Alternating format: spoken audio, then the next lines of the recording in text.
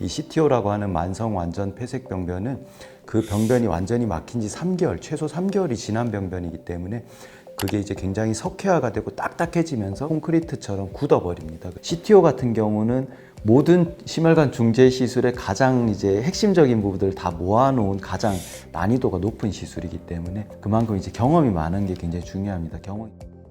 네, 안녕하세요. 가톨릭대학교 성빈센트 병원 순환기내과 문동규입니다. 협심증과 심근경색을 놓고 봤을 때 심근경색은 이제 주로 죽고 사는 이제 심장 마비가 오냐 안 오냐 그런 문제고, 협심증은 이제 우리가 운동을 하거나 뭐 이렇게 스트레스를 받거나 그럴 때 가슴이 뻐근하고 또 조금만 움직여도 숨이 차고 그런 이제 증상과 관련된 부분인데요. 그런 삶의 질을 굉장히 떨어뜨릴 만큼 이제 흉통이나 호흡곤란이 나타나게 될 가능성이 높고요. 혈관이 또 막혀 있다 보니까 심장 기능이 떨어짐으로써 생기는 여러 가지 심부전 증상, 또 호흡곤란, 뭐 폐부종 이런 기타 심부전 증상 또한 생길 수 있습니다. 일반적으로 우리가 협심증이나 심근경색 같은 경우는 굉장히 부드러운 동맥경화들이고, 협심증은 동맥경화 때문에 혈관이 좁아져 있는 거고, 심근경색은 이제 혈전이 갑자기 생겨서 막히는 겁니다. 이렇게 심혈관 중재 시술을 위해서는 우리가 그 혈관을 유도 철선을 통과시키고 거기에 따라서 스텐트를 넣게 되는데, 철선이 통과하지 못하면 우리가 시술은 할 수 없는 거거든요. 이 CTO라고 하는 만성 완전 폐색 병변은 그 병변이 완전히 막힌 지 3개월, 최소 3개월이 지난 병변이기 때문에 그게 이제 굉장히 석회화가 되고 딱딱해지면서 콘크리트처럼 굳어버립니다. 유도 철선이 제대로 병변을 통과 못하는 경우가 많고, 실제 그게 통과 못하면 시술이 성공하지 못하기 때문에 굉장히 일반적인 협심증이나 심근경색 시술에 비해서 성공률이 낮다고 볼 수 있습니다. 만성 완전 폐색 병변을 시술하기 위해서는 CT나 여러 가지 심장 혈관 조영술 이런 걸 잘 분석을 해야 됩니다. 모양을 봤을 때 이 부분 같이 짧고 뭐 이렇게 앞으로 접근해도 쉬울 것 같은 병변인 경우는 일단 순행적 접근을 하는 게 원칙입니다. 왜냐하면은 순행적 접근이라는 거는 우리가 심장 혈관 세 가닥이 있으면은 이 가운데 가는 혈관이 막혀 있다면 대동맥을 통해서 가운데 가는 혈관을 먼저 앞으로 이렇게 치료를 하는 거거든요. 그게 가장 테크닉적인 부분에서 역행적 접근보다 쉽기 때문에 그러는 겁니다. 이게 시술이 복잡해지고 어려워지면 그만큼 합병증이 생길 가능성이 높아지게 되거든요. 굉장히 위험한 시술 중에 하나이기 때문에 어려운 방법을 쓰다 보면은 혈관이 파열된다든지 그래서 심낭압전이나 굉장히 위험한 상황들이 생길 수 있기 때문에 쉬운 방법을 선택하는 게 가장 좋고요.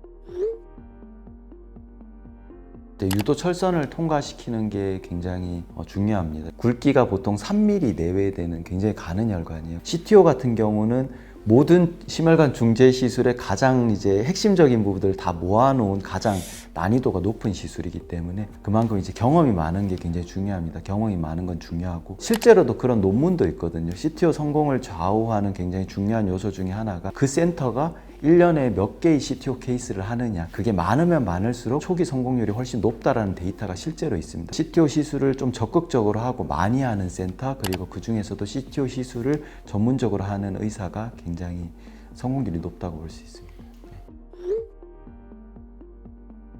아무래도 이제 혈관이 막혀 있다 보면 심장 기능이 죽어 있고, 그거를 다시 이제 뚫어줬을 때 죽어 있던 심장 근육들이 깨어나면서 심장 기능이 많이 좋아지는 경우가 있습니다. 저도 이제 만성 완전 폐색 병변을 많이 시술하다 보니 심장 기능이 뭐 10% 20%로 떨어져 있던 환자들이 이제 혈관 치료를 받고 나서 심장 기능이 다시 회복되는 경우가 많이 있고요.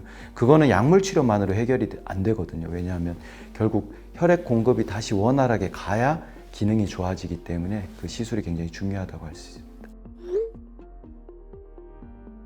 약물을 잘 드셔야 된다는 거거든요.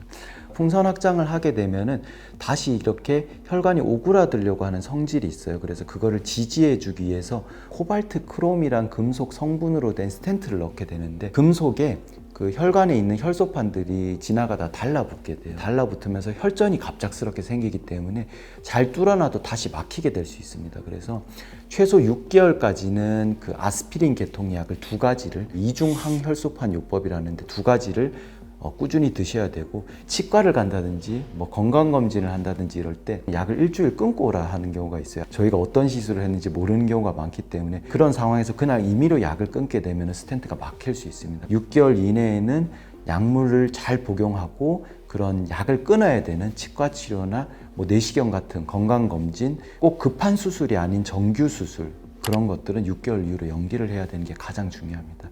또 그것뿐만 아니라 고지혈증 약이 콜레스테롤을 떨어뜨리는 효과뿐만 아니라 굉장히 천혜의 그런 효과를 가진 약입니다. 가장 중요한 게 이 동맥경화를 억제하는 효과가 있거든요. 그런 항혈소판제, 고지혈증 약물, 그런 걸 잘 드시는 게 가장 중요하다고 할 수 있습니다. 네.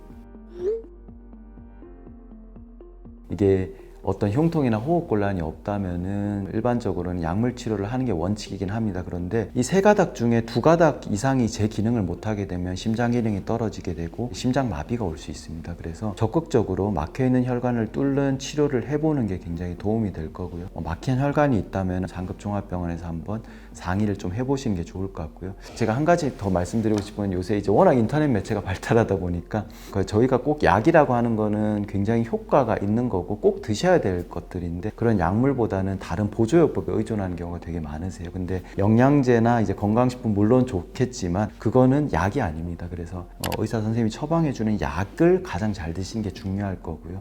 그리고 고지혈증 약에 대해서 아까 좀 강조를 드렸는데, 이 몸에 떠다니는 콜레스테롤의 80%는 간에서 합성이 되거든요. 이 간에서 콜레스테롤 합성을 억제하는 스타틴이라는 약물을 잘 드시는 게 가장 중요하고, 인터넷에서 가끔 이제 고지혈증 약물이 당뇨를 일으킨다, 뭐 합병증이 많다, 그래서 임의로 끊어버리는 경우가 있는데 꼭 부탁드리고 싶은 거는 이제 약을 잘 드셔 주실 것을 당부드리고 싶습니다. 네.